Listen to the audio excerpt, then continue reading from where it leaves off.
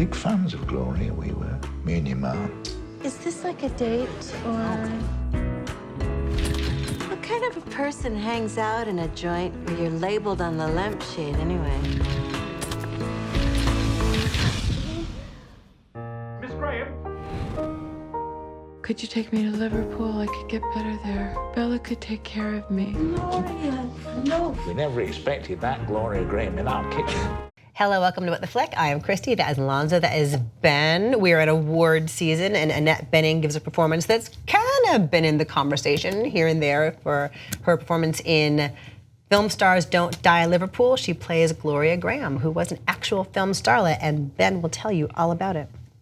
A lot of people will tell you that one of their favorite classic actresses was Gloria Grahame, and I'm one of them. So I was anxious to see that she was really a noir star, but she's in like Bogart's best movie that isn't Casablanca. In a Lonely Place. In a Lonely Place. She's got an Oscar for The Bad and the Beautiful. But anyway, so this is her story, and it takes place sort of, time moves around, but it basically takes place from 1979 to 1981. And Gloria Grahame is in Liverpool to star in a play, and where she reconnects with an old, much younger boyfriend, and much younger boyfriends was a thing. Was a thing for Gloria Grahame, and it is sort of about her reconnection with him, and significantly enough, also her family, which I think is one of the sweetest. His family. Excuse me. Thank you very much. Not in any way her family. Entirely his family. Which is one of the sweetest parts of the movie. Take a look.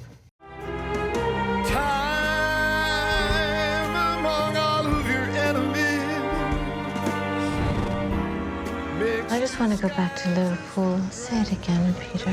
Liverpool. Oh. You shouldn't look at me. You shouldn't look at me that way. Has anyone ever told you you look like Lauren Bacall when you smoke? Humphrey Bogart. Oh. I didn't like it then either.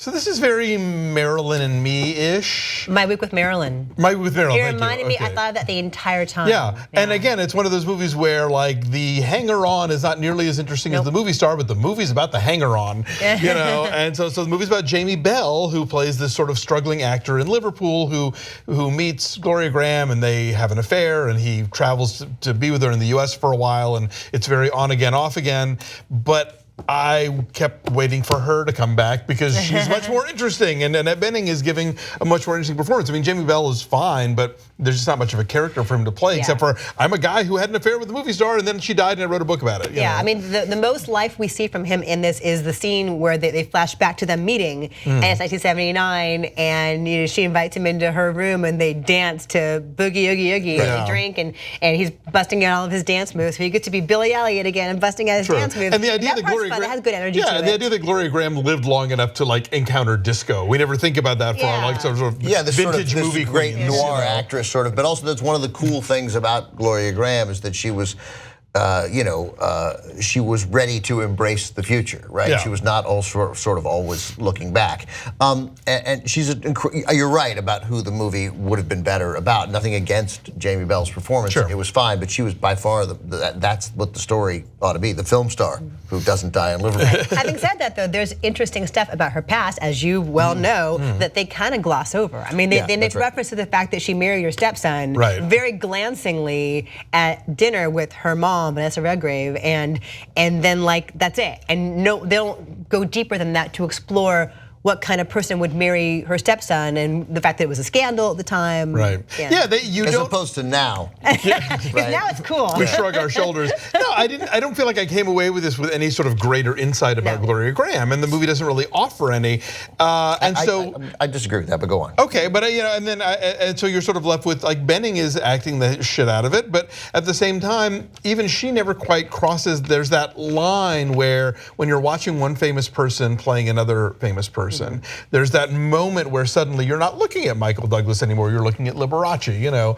I never had that moment where I wasn't watching Annette Bening occasionally do the Gloria Grahame like baby voice, you know. Yeah, no, and there's a charm to her, and of course she knows how to work it because she's an actress. But there are only brief flashes of volatility that indicate any kind of like darker nature or any kind of diva nature. She snaps at him a couple of times, and that's it. Like I don't, there's. I'm guessing that she was a much more interesting, much more complicated person than we see on the screen. We do get to find out how she felt about dying. Like that was, I think that's the one thing the movie sort of tries to kind of take us into. She didn't want to do it. She didn't want to. She had breast cancer, but she would not do radiation because she didn't want to lose her hair. She would do chemo. She wouldn't do chemo. She wouldn't do chemo. She didn't want to lose her hair. She did because she meant that was she was going to work, and she didn't want her family to have to go through that and stuff. And so. And what she was hiding and how she dealt with this stuff, like she has stomach cancer and she goes, oh, I have gas, So that stuff was sort of interesting, but that was the most of what I got out of it. What did I miss? Because she is just this person aside from being this really great noir actress, she was married to Nick Ray, one of the sort of great directors of the post-war period, and massively complicated guy, but a terrific director. And Nick Ray had a son, Anthony Ray, and then apparently she started a relationship with him, like a Roy Moore-esque relationship. With him. Like he was like 13 at the time, right? He was young. Yeah, I don't know exactly, but he was supposedly young, and then they broke up, and then that relationship got rekindled later, and then they got married. They had kids, and she stayed married to him for like 15 years.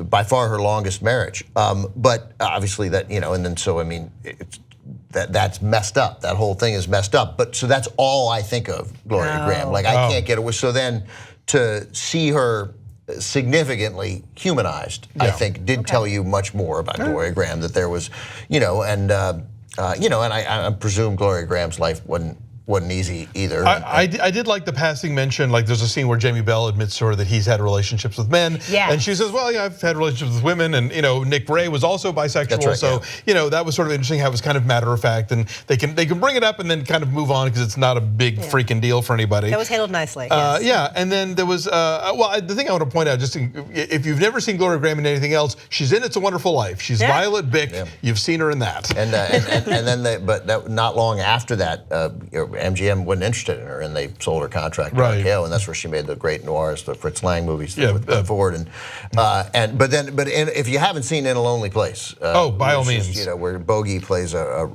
Hollywood writer, is really great. I saw it for the first time at the TCM Film Festival. Oh, you did? All right. Introduced by the late Curtis Hanson. One thing I did like about this was the scenes, the flashbacks to their time in Los Angeles, like at the beach, at Malibu, her trailer in Malibu. They're like Technicolor dreamy, and so it's a nice sort of idea of the way we inflate memories, or their time in New York together. It's like perfect New York. Like I couldn't even tell at first if the New York stuff was a set or not. Right. It's so like. Yeah, and she walks out the back door to her trailer, and like there's Malibu, and like it's impossly beautiful. So I think sort of like playing with the visual, playing with memory in that way. She lived like Jim Rockford. So yeah, I mean, again, a lot of it is her performance that makes this work, but it's kind of just. She's really great though, man. She's just, every time I see her, I have this sort of theory that there's nobody better than Annette Bening and Edie Falco. And then whenever I see them, I'm like, yeah, no, I was right. That's still true. That's still true. No, she's great. All right, so what are your numbers then? I'm saying 6.3. 6. I wanted to like it more. This was the 7.7? This is 7.7. I like this. You want to stick with that? I did. I like this quite a bit. Yeah. Okay, our numbers are 6.7. It's at 95%, and I'm guessing that's a lot of 2.5 star and up people who like her performance here, and they're kind of meh on the movie. So it is opening. Like December 29th, I want to say. I think so, yeah. Like it's squeaking in for awards consideration in, I guess, New York, LA, but it'll be making its way out soon after that. Okay.